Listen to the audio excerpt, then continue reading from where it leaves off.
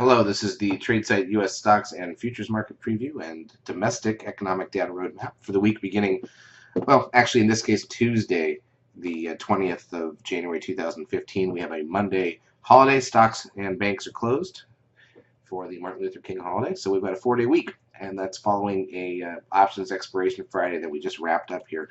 So here's a look at the ES front month futures contract daily chart, and we came into the week with what could have been a 13 sell signal. For those who understand the secret tool, you see the asterisk there because it didn't close above the 8th bar on the count, and we have the qualifier on. If you turn the qualifier off, that was the sell signal there, and whether or not that matters, we did come off and sell this week a little bit. So that is interesting. It was certainly a negative week and some surprises in Europe, and the market was a little more stable than I would have thought given the news that kept popping up out of Europe. And out of Switzerland in particular. Here's the Nasdaq futures. Let's just get right to the S&P cash index. Gained 26 points on Friday, rebounding some of the lost move. But Monday, Tuesday, Wednesday, Thursday, we were down. And we're seeing selling waves, something we weren't seeing much of last year. Definitely seeing it this year, so that's interesting. Here's a look at the Nasdaq side, which bounced 52 points on Friday for expiration. We'll take a look at the intra-week action in a bit. Here's the SOX, so you can get a look at it. Kind of swept the lows of December and came right back up on Friday. Here's the Biotech Index, holding near the all-time highs. VIX retreated 1.44 on Friday. It keeps running into that green static trend line from the 9-bar setup back in the startup down back in October, and cannot get through. Interesting that works on the VIX as well. And here's a look at the crude oil index. Came back up a little bit this week, but still 49.13. Nobody thought they'd see 49.13 oil again. Here's a look at the gold futures. And volume this week was good.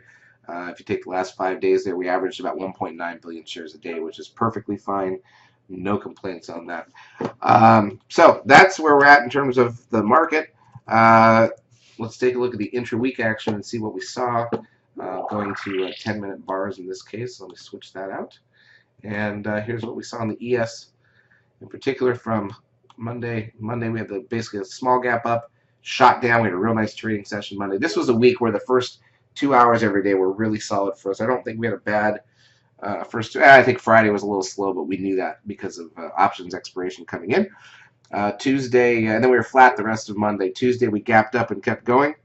And then rolled over after that and had a pretty sharp drop for the second half of Tuesday. Wednesday we gapped down and did not fill that gap initially. And then Thursday a little gap up just to fill the gap that we left behind on Wednesday, and sold off again. You can see more of this week is selling. You open up and you sell off, and then you're flat, then you gap up, try to hold it, sell off pretty sharply, and then you're kind of a little recovery.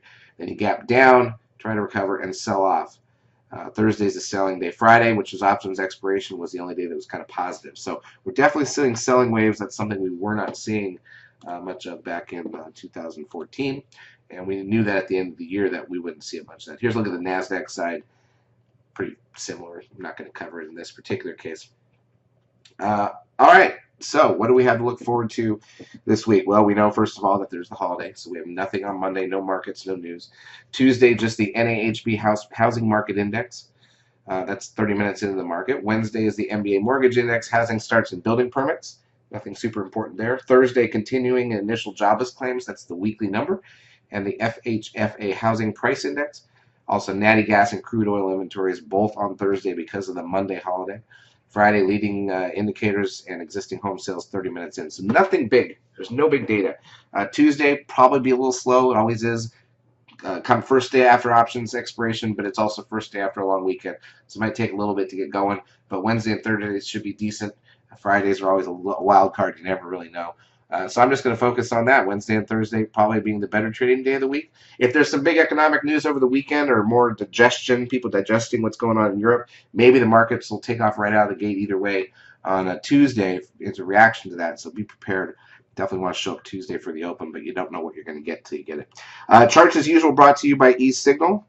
We will be around in the lab helping you out. Have a great long weekend, a great trading week. If you haven't taken a trial of our services, feel free to do so. And also, please like our videos on YouTube. It does help us out. Have a great weekend.